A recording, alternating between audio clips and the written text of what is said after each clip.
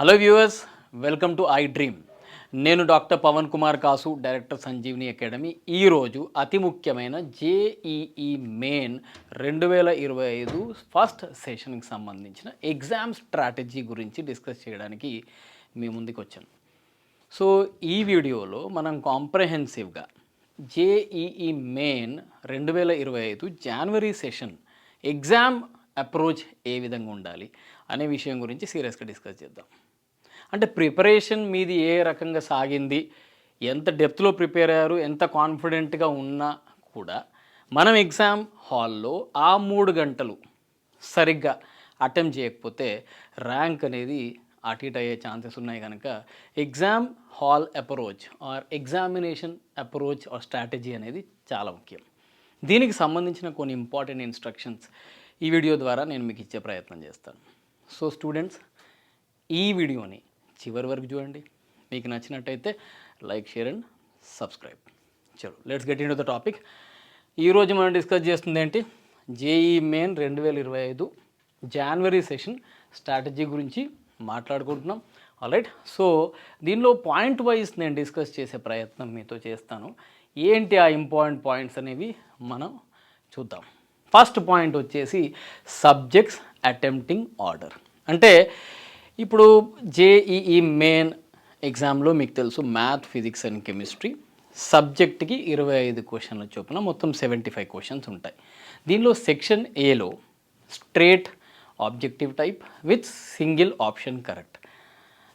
Section బిలో only 5 questions ఉంటాయి, numerical value based. So total 25 questions per subject. ఈ సబ్జెక్ట్స్ని ఏ విధంగా అటెంప్ట్ చేయాలి అనేది మొట్టమొదటి పాయింట్. ఇక్కడ చాలామంది స్టూడెంట్స్ నేను ఎంపీసీ తీసుకున్నా లేదా నాకు మ్యాథ్ అంటే ఇష్టం, so math, physics and chemistry ఆర్డర్లోనే అటెంప్ట్ చేయాలనుకుంటారు. ఇది పూర్తిగా తప్పు. ఇప్పుడు మనకు స్వీట్స్ అంటే సాధారణంగా ఎక్కువ మందికి ఇష్టమే. అదే స్వీట్ని మనం భోజనానికి ముందు తీసుకున్నట్టయితే that will kill our appetite, isn't it? అదేవిధంగా మ్యాథ్ నీకు ఇష్టం కనుకనే కదా ఎంపీసీ తీసుకుంది. సో ఇష్టమైన మ్యాథ్ని ముందు టేకప్ చేయడం వల్ల టైం కన్జంప్షన్కి అవకాశాలు ఎక్కువ. సార్ ఎట్లా చెప్పగలుగుతున్నారు ఈ విషయం అంటే, ఈ మధ్య కాలంలో ఉన్న స్టాటిస్టిక్స్ చూడండి. Last 2 years especially math question paper అనేది ఆల్మోస్ట్ చాలా సెషన్స్లో డిఫికల్ట్గాను లెంతీగాను ఉంది. సో ఈ విధంగా ఉన్న మ్యాథ్ని మీరు ముందు టేకప్ చేస్తే ఎక్కువ టైం కన్జ్యూమ్ అయ్యే అవకాశాలు ఉన్నాయి. So what is the prove and order? Sir physics చేయాలా, ఫిజిక్స్ అంటే నాకు కొత్త ఫోబియా, కెమిస్ట్రీ చేయాలా? ఈ క్వశ్చన్ చాలామంది స్టూడెంట్స్ ఈ టైంలో అడుగుతూ ఉంటారు. దీనికి ఈ 1, 2, 3 ఆర్డర్లో నా సలహా, నేను మీకు ఇచ్చే సలహా ఖచ్చితంగా మొట్టమొదటిగా మీరు కెమిస్ట్రీ అటెంప్ట్ చేయండి. Alright students. సెకండ్ వచ్చేసి ఫిజిక్స్ పెట్టుకోండి. ఆ తర్వాత ఫైనలీ అన్నాను కదా ఇంతకుముందే, మీకు స్వీట్ భోజనానికి చివరిలో తీసుకోండి. ఇక్కడ ఇంకొక విషయం గుర్తుపెట్టుకోవాలి, మీరు ఈ ఆర్డర్ ఇదేదో హార్డ్ అండ్ ఫాస్ట్ రూలో లేకపోతే ఇట్లా చేస్తే ఖచ్చితంగా మార్క్స్ ఎక్కువ వస్తాయనో కాదు. ఎవరైతే స్టూడెంట్ ఈ విషయంలో ఎక్కువ కన్ఫ్యూజన్కి గురవుతున్నారో వాళ్ళకి నేను ఇచ్చే సలహా, కొంతమంది students maybe they are very comfortable in physics, you can go with physics. But ఇక్కడ కొన్ని విషయాలు మాట్లాడుకుందాం. ఈ మధ్య కాలంలో మీరు ఎప్పుడైనా కెమిస్ట్రీ పేపర్ డిఫికల్ట్ వచ్చిందని విన్నారా? వింటే ఏ సంవత్సరమో మీకు కామెంట్స్లో తెలియజేయండి. రెండోది, కెమిస్ట్రీలో టైం సేవింగ్కి స్కోప్ ఎక్కువ. ఎందుకంటే రిలేటివ్లీ మ్యాథ్ అండ్ ఫిజిక్స్తో పోలిస్తే కెమిస్ట్రీలో కొంత క్యాలిక్యులేషన్ ఆర్ డెరివేషన్ పార్ట్ అనేది తక్కువే కదా. ఇప్పుడు కెమిస్ట్రీలో ఇనార్గానిక్ కెమిస్ట్రీ అని ఒకటి ఉంటుంది నాన్న. ఆ ఇనార్గానిక్ కెమిస్ట్రీలో ఇప్పుడు which of the following substance is black in colour అంటే ఆప్షన్ పీబీఎస్ లెడ్ సల్ఫైడ్ ఉందంటే నేను దానికి మార్క్ చేస్తాను, లేదా నాకు ఆన్సర్ రాదు. అంతేగా, either I know the answer or don't know the answer. అంతేగాని అక్కడ ట్రై చేయడం, ఫార్ములా సబ్స్టిట్యూషన్, డిరైవేషన్స్ ఇవన్నీ లేవుగా. అక్కడ నీకు టైం సేవ్ అయింది. మూడోది, మన టిపికల్ ఇండియన్ సైకాలజీ ఏంటంటే స్టార్టింగ్లో మనకు బౌన్సర్లు పడ్డాయి అనుకోండి సబ్జెక్ట్లో, questions difficult question, lengthy question తగిలినాయి అంటే దాని ఇంపాక్ట్ మిగతా క్వశ్చన్ల మీద కూడా పడుతుంది. ఇది కెమిస్ట్రీలో రిలేటివ్లీ తక్కువ. పేపర్ ఐదర్ మోడరేట్ లేదా ఈజీ ఉండే అవకాశాలే ఎక్కువగా ఉంటాయి కెమిస్ట్రీలో.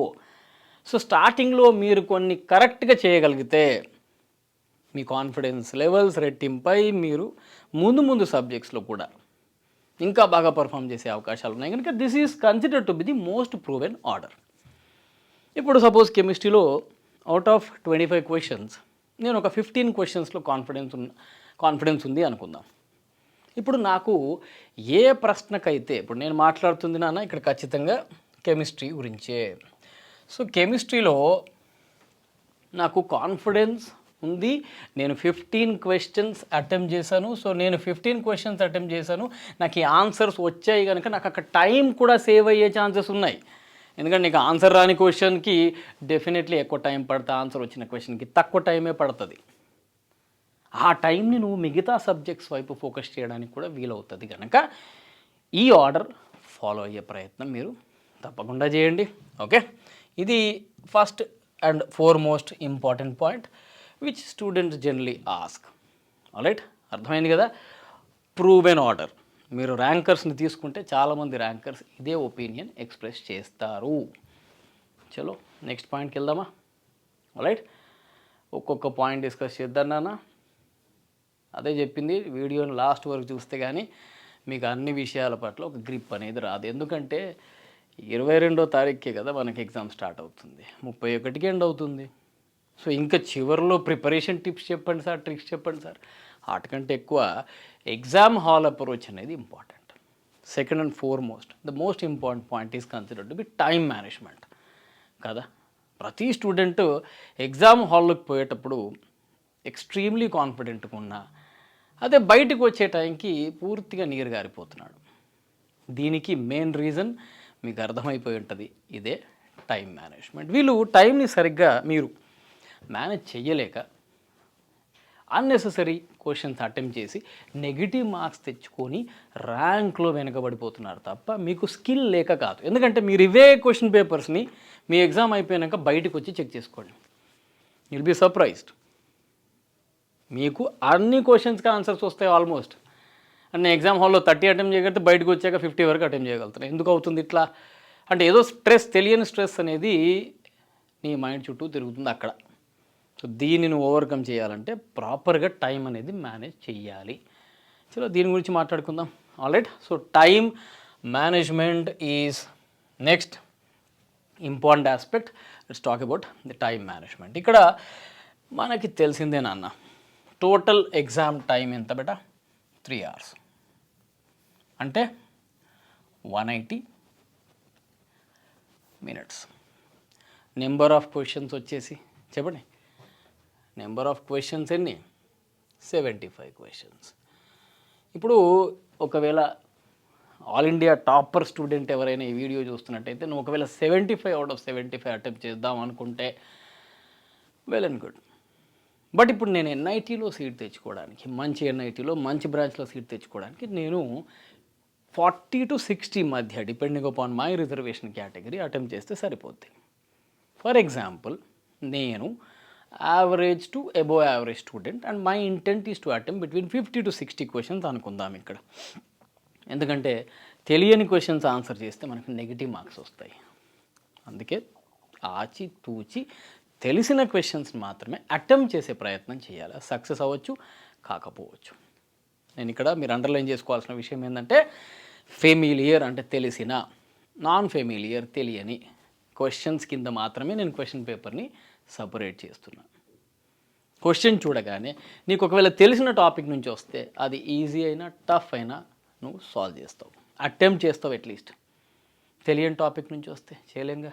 సో పేపర్ ఇవ్వగానే అదేదో ఇమ్మీడియట్లీ నువ్వు అటెంప్ట్ చేయాలని రూల్ ఏం లేదు. మీరు ఇంపార్టెంట్ ఇన్స్ట్రక్షన్స్ చదవడంతో పాటు assessment of the question paper is very important. Have a glimpse of the question paper. చూడండి ఏ విధంగా ఉంది, రిలేటివ్లీ ఈజీ ఉందా, డిఫికల్ట్ ఉందా, ఏ సబ్జెక్ట్లో నీకు ఎక్కువ క్వశ్చన్స్ తెలిసినవి వచ్చినాయి. ఇది ఒక బేసిక్ ఐడియాకి రావడానికి నీకు ఖచ్చితంగా ఒక 5 నిమిషాల వరకు టైం పడుతుంది నాన్న. So first 5 minutes calm down, relax, assess the question paper. Don't try to immediately attempt the paper. ఈ విజిల్ ఊదగానే ఇమ్మీడియట్లీ తగులుకోవడం తప్పు. మానేయండి ఈ మెథడ్. ఏం చేయాలి మనం ఇప్పుడు? సపోజ్ నేను ఒక 60 క్వశ్చన్స్ మాత్రమే అటెండ్ చేద్దాం అనుకుంటున్నాను. 60 questions on the whole, math, physics and chemistry కలుపుకొని. ఇప్పుడు 75 క్వశ్చన్లకి 180 మినిట్స్ అయితే 60 క్వశ్చన్స్కి ఏమవుద్ది? అదే 180 మినిట్స్ కదా. అంటే ఇక్కడ పర్ క్వశ్చన్ నాకు ఏమైపోయింది? ఒక్కో క్వశ్చన్కి నాకు ఎంత టైం పడుతుంది? 3 మినిట్స్ పడుతుంది.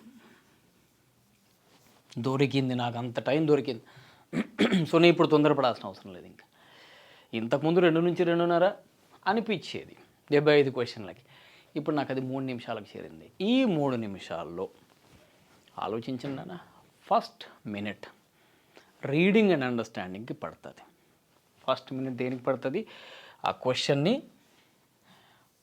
రీడ్ చేయాలి అండ్ అండర్స్టాండ్ చేసుకోవాలి కదా. రెండోది, నీకు ఐడియా తట్టింది, అటెంప్ట్, ఆ క్వశ్చన్ అటెంప్ట్ చేసావు. ఒకవేళ దానిలో క్యాలిక్యులేషన్స్ లేదా డెరివేషన్స్ ఉన్నట్టయితే దాన్ని నేను మెజర్మెంట్స్ అంటాను. ఈ 3వ నిమిషం అనేది దానికి పడుతుంది. సో నువ్వు ఏ విధంగా చూసుకున్నా ఏ క్వశ్చన్కైనా ఇంతకు మించిన అనలిటిక్స్ అనేది ఉండవు. సార్ నేను కొన్ని క్వశ్చన్స్ 2 నిమిషాల్లోనే చేయగలుగుతానా? ఇప్పుడు మీరే ఇంతకుముందు అన్నారు, which of the following is black in colour, lead sulphide is black in colour. నాకు ఆన్సర్ రావడానికి ఎక్కువ టైం పట్టలేదు. Well and good. Save the time for the difficult questions or lengthy questions. కలిసి వచ్చింది నీకు అక్కడ టైం. ఇంకో వైపు పెట్టుకోండి, నేను మాట్లాడుతుంది ఇక్కడ 3 నిమిషాలు అనేది మీడియాకర్ క్వశ్చన్స్, మోడరేట్ స్టాండర్డ్ ఉన్న క్వశ్చన్స్కి. సో ఎట్లా ఉన్నా సరే నీ అటెంప్ట్ అనేది ఏ విధంగా ఇక్కడ ఇబ్బందికరంగా లేదు. అంటే నేను 60 క్వశ్చన్స్ అటెంప్ట్ చేస్తే దానిలో ఫర్ ఎగ్జాంపుల్ నా ఒక 50 మాత్రమే కరెక్ట్ అని అనుకుందాం. నేను నా కేసు మాట్లాడుతున్నా, assuming that I'm writing the exam. నేను NIT వరంగల్లోనే చదివింది. అజ్యూమింగ్ దట్ నేను రాస్తా అనుకుంటే ఇప్పుడు 60లో నాకు +50 అయింది అనుకుంటే 50 × 4 ఎంత నాన్న? 200 మార్క్స్, -10 190 మార్క్స్. అంటే నేను ఒక యావరేజ్ స్టూడెంట్గా 190 మార్క్స్ తెచ్చుకోవడానికి పెద్దగా తపస్సు ఏం చేయట్లా. అదే మీరు మీ కోచింగ్ ఇన్స్టిట్యూట్లో కానీ, మీ స్కూల్లో కానీ, కాలేజ్లో కానీ ఎగ్జామ్ అటెంప్ట్ చేస్తుంటే 140 to 150 దాటట్లేదు. చాలామంది స్టూడెంట్స్ నాతో ఇదే అంటారు. నాన్న గుర్తుపెట్టుకో, 230 and above నీకు మార్క్స్ వచ్చాయనుకో out of 300, you are the topper. 99 percentile and above, your rank will be below 10,000. నువ్వు కోరుకున్న చోట ర్యాంక్ వచ్చే ఛాన్సెస్ ఉన్నాయి, నీకు సీట్ వచ్చే ఛాన్సెస్ ఉంది. IIITలో రావచ్చు, NIT వరంగల్లో కంప్యూటర్ సైన్స్ రావచ్చు. 180 to 230 is a safe margin undoubtedly. నేను మాట్లాడుతుంది అన్రిజర్వ్డ్ కేటగిరీ స్టూడెంట్స్ గురించి.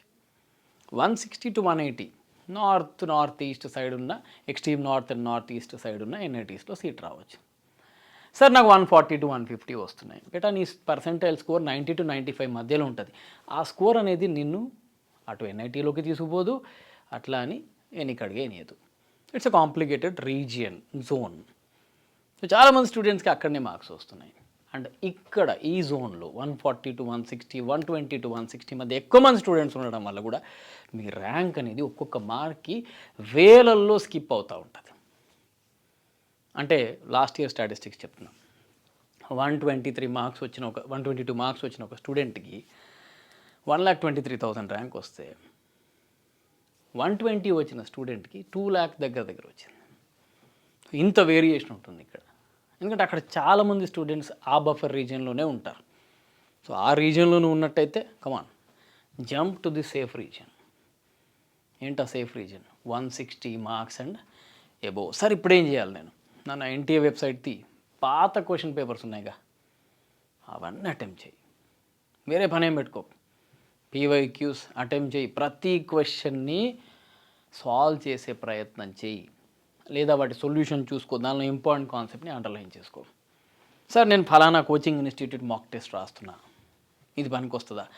బట్ ఆ మాక్ టెస్ట్లు అనే questions fancy questions and fantastic solutions ఉంటాయి. అవి ఏదో మిమ్మల్ని ఇంప్రెస్ చేయడానికో లేదా భయపెట్టడానికో ప్రిపేర్ చేస్తున్న క్వశ్చన్లే తప్ప అట్లాంటి క్వశ్చన్స్ JEE మెయిన్ చరిత్రలో లేవు. అవన్నీ కేవలం మిమ్మల్ని ఎయిదర్ ఇంప్రెస్ చేయడానికి లేదా పానిక్ చేయడానికి. ఎట్లాంటి క్వశ్చన్స్ వస్తున్నాయి? ఎన్సీఈఆర్టీ ఆధారిత ప్రశ్నలు మాత్రమే మీకు జేఈఈ మెయిన్లో వస్తాయి. అంటే మీ ఇంటర్మీడియట్ టెక్స్ట్ బుక్సే, వాటి మీద మీకు గ్రిప్ ఉన్నట్టయితే ఖచ్చితంగా బెటర్ పర్ఫామ్ చేస్తారు మీరు. 120 వచ్చే వాళ్ళకి 160 వస్తాయి, 160 వచ్చే వాళ్ళకి 180 వస్తాయి, 180 వచ్చే వాళ్ళకి 230+ రావచ్చు. సో ఏదైనా సరే మన ఎగ్జామినేషన్ అప్రోచ్ ద్వారానే మన పర్ఫార్మెన్స్ని ఇంప్రూవ్ చేసుకునే ప్రయత్నం అనేది చేస్తున్నాం. Most important aspect time management. Alright, తర్వాత ఇంపార్టెంట్ డేటా అండ్ ఇన్స్ట్రక్షన్స్. ఇప్పుడు మనకి క్వశ్చన్ పేపర్ ఇస్తున్నప్పుడు, ఇప్పుడు లాస్ట్ ఇయర్ క్వశ్చన్ పేపరే తీసుకుందాం. ఇచ్చినప్పుడు దానిలో log 2/3 వాల్యూ ఉంది. ఇంపార్టెంట్ ఇన్స్ట్రక్షన్స్ ఇస్తారు, వాళ్ళే క్వశ్చన్ పేపర్స్ ఇచ్చారు, ఇంపార్టెంట్ ఇన్స్ట్రక్షన్స్ ఇస్తారు, డేటా ఇస్తారు. ఫస్ట్ ఆఫ్ ఆల్ మనకి చదివే అలవాటే లేదు, ఇది పూర్తిగా తప్పు. అంటే without knowing your enemy you are entering into the combat zone. నీ శత్రువుని పూర్తి స్థాయిలో అంచనా వేయకుండా నువ్వు యుద్ధంలో దిగినప్పుడు ఖచ్చితంగా ఓటమి నీదే. వాడి గురించి తెలుసుకో. డేటా అండ్ ఇన్ఫర్మేషన్ రూపంలో నీకు మొత్తం హింట్ అనేది దొరుకుతుంది. నేనేం చెప్పాను, ఇప్పుడు log 2/3 వాల్యూ ఇచ్చారు, sin 54 డిగ్రీ 44 మినిట్స్ వాల్యూ ఇచ్చారు.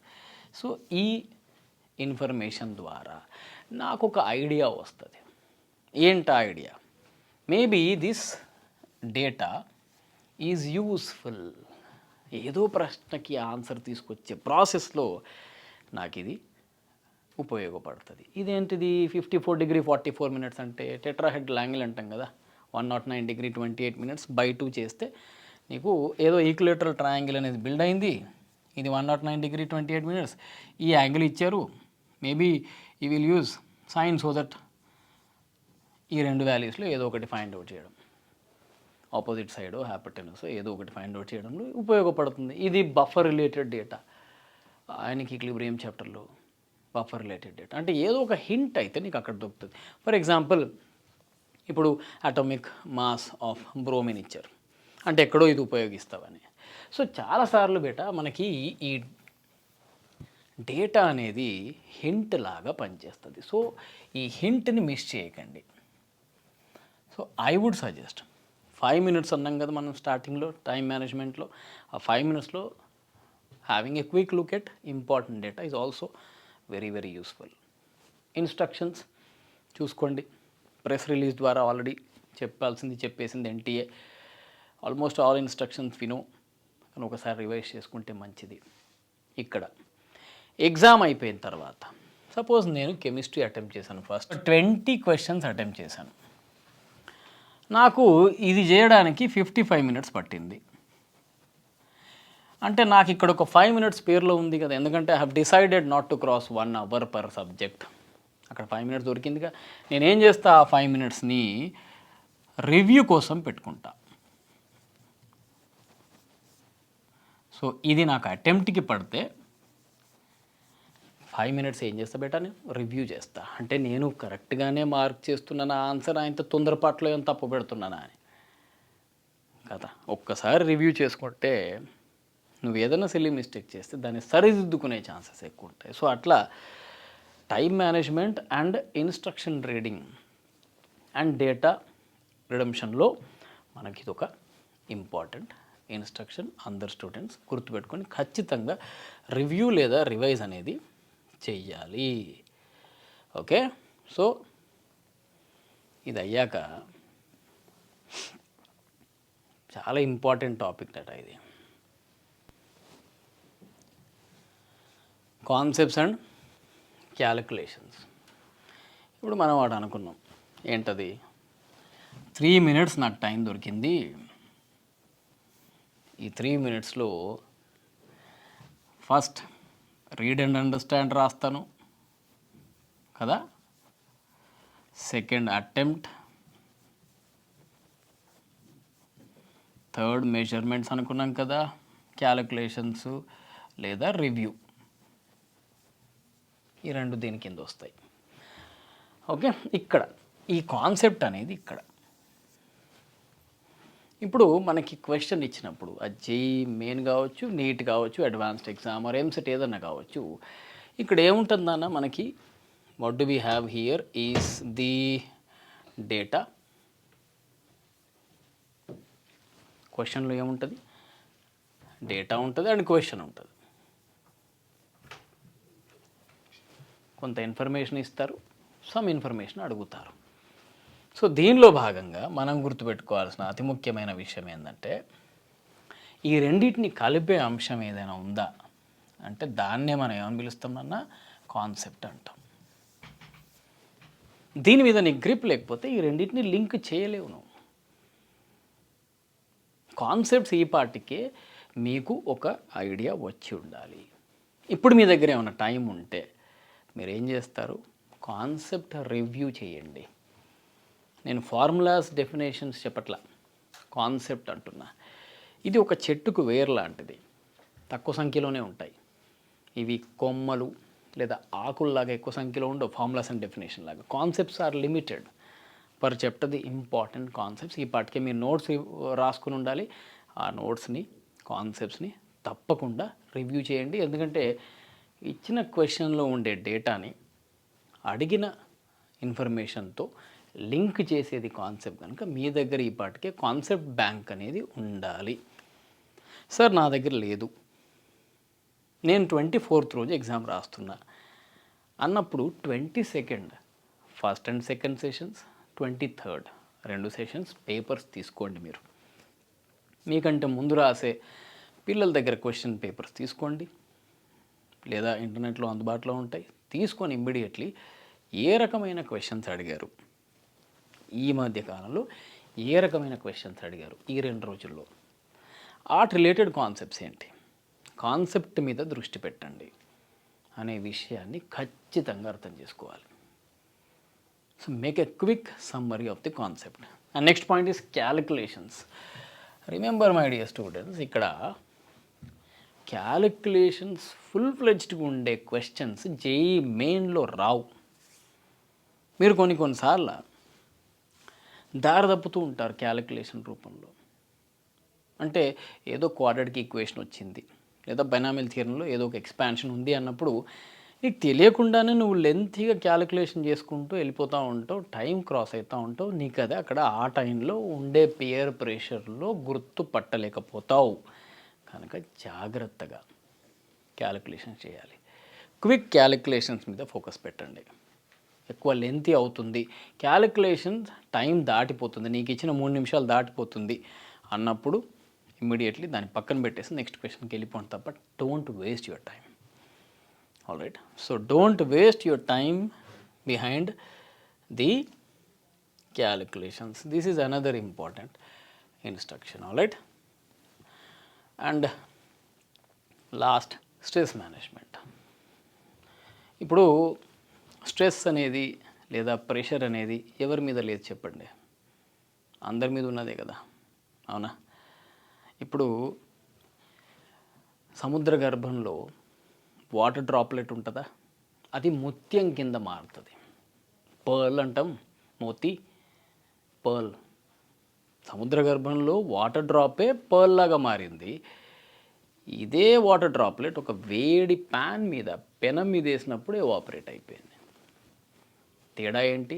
సముద్ర గర్భంలో అబ్సల్యూట్ కామ్నెస్ ఉండడం వల్ల ఆ వాటర్ డ్రాప్లెట్ అనేది ముత్యంలాగా మారింది. ఎక్స్ట్రీమ్ హీట్ ఉండడం వల్ల ప్యాన్లో ఎవాపరేట్ అయిపోయింది.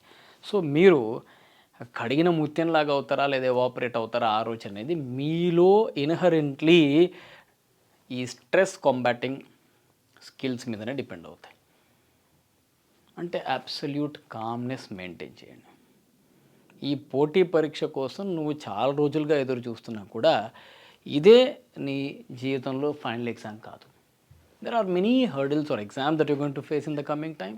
So don't panic. రెండోది, పేపర్ డిఫికల్ట్ అయితే నీ ఒక్కడికే కాదుగా, అందరికీ డిఫికల్టీగా. జేఈ మెయిన్స్లో తీసేది ఏంటి? Percentile score. ఎట్లా క్యాలిక్యులేట్ చేస్తారు? Number of students scoring marks less than or equal to yours by total number of students into 100. మీకు ఫార్ములా అర్థం కాకపోతే రివైజ్ చేసుకొని చూసుకోండి. అంటే పేపర్ డిఫికల్ట్ వస్తే నువ్వు ఒకవేళ బాగా పర్ఫామ్ చేస్తే నీకంటే తక్కువ మార్క్స్ వచ్చిన వాళ్ళ సంఖ్య ఎక్కువ ఉండడం వల్ల నీ పర్సంటేజ్ స్కోర్ ఆబ్వియస్లీ మెరుగుపడుతుంది. సో పేపర్ డిఫికల్ట్ ఉంటే నష్టమైంది నాన్న. And on top of it remember, no paper is difficult. Remember this point students. 50% of the paper are worst case scenario ఏ జేఈ మెయిన్ పేపర్ తీసుకున్నా 50% ఈజీ టు మోడరేటే ఉంటుంది. మీకు భయపెట్టడానికి ఈ పేపర్ టఫ్, ఆ పేపర్ టఫ్ అని కొంతమంది ఫేక్ యూట్యూబర్స్ లేకపోతే టీచర్లు కాకుండా డ్రామా యాక్టర్లు అయ్యారు కొంతమంది, వాళ్ళు చెప్తున్నారు ఏదో వాళ్ళ వ్యూస్ పెంచుకోవడానికి. జ్యోతిష్ శాస్త్ర నిపుణులలాగా 22వ రోజు వచ్చే పేపర్ టఫ్ అని 24 నాడు. How could you approximate this? I don't understand. Computer generated question పేపర్లో ఇట్లుంటుందని ఎట్లా చెప్పగలుగుతున్నారు వీళ్ళంతా? లాస్ట్ ఇయర్ బేస్ చేసుకొని చెప్తున్నాం అంటే, లాస్ట్ ఇయర్ ఒకవేళ డిసెంబర్లో వర్షాలు పడుంటాయి, ఈ ఇయర్ డిసెంబర్లో వర్షాలు పడతాయని రూల్ ఉందా? ఈ రకమైన ఫోర్కాస్ట్ని నమ్మకండి. ఏ సెషన్లో రాసే విద్యార్థులైనా గుర్తుపెట్టుకోండి, 40 to 50% of the paper will be easy. ఆ పేపర్ ప్రతి స్టూడెంట్ అటెంప్ట్ చేయగలుగుతాడు. ఎంసెట్ స్టాండర్డ్లో ఉంటుందన్న ఐడెంటిఫై చెయ్యి అట్లాంటి క్వశ్చన్స్ని. చేస్తే ఆ రోజు నీదే. సో ఈజీ, మీడియం, డిఫికల్ట్ అనే కేటగిరీని మర్చిపోండి. ఫెమిలియర్, అన్ఫెమిలియర్ అనే కేటగిరీకి రండి. పేపర్ డిఫికల్ట్ అయితే బాధపడకండి, భయపడకండి, సంబరపడండి. అందరికీ డిఫికల్టీగా, నీ ఒక్కడికే కాదుగా. అండ్ అన్నెసెసరీ కాంపిటీషన్ని, హైప్ని క్రియేట్ చేయకండి. అంటే ఎగ్జామ్ ముందు, ఎగ్జామ్ తర్వాత అన్నెసెసరీ డిస్కషన్స్ అవాయిడ్ చేయండి. ఈ టైంలో absolute calm and peace maintain చేయండి. మీకు ఒకవేళ మెడిటేషన్ అండ్ ప్రేయర్స్ అలవాటు ఉంటే keep doing that. Talk positively, think positively. ఒక పాజిటివ్ ఆరా అనేది నీ చుట్టూ డెవలప్ చేసుకోండి. టేక్ ది పేరెంటల్ సపోర్ట్, వాళ్ళతో ఎక్కువసేపు ఇంటరాక్ట్ అవ్వండి. Stay away from the electronic gadgets. ఈ వారం 10 రోజులు మీ ఎలక్ట్రానిక్ గ్యాడ్జెట్స్ని దయచేసి పక్కన పెట్టండి. దానివల్ల మీ అటెన్షన్ స్పాన్ పోతుంది. అందులో కూడా మీరు ఈ వీడియోస్ యాడ్ చూస్తున్నారు, రీల్స్ చూస్తున్నారు. దానివల్ల ఏమైపోయింది? మీ అటెన్షన్ స్పాన్ తగ్గిందా లేదా? మరి రేపు పొద్దున జేఈ మెయిన్ క్వశ్చన్ చదవాలి, అర్థం చేసుకోవాలి, అటెంప్ట్ చేయాలి, ఏ నుంచి అవుతుంది? So stay away. సార్ ఈ వారం 10 రోజులు ఇట్లా చేస్తూ వస్తుందా? You are trying your best boss. రావచ్చు. So with this I want to complete the session. Video నచ్చినట్టయితే like, share and subscribe. Thank you.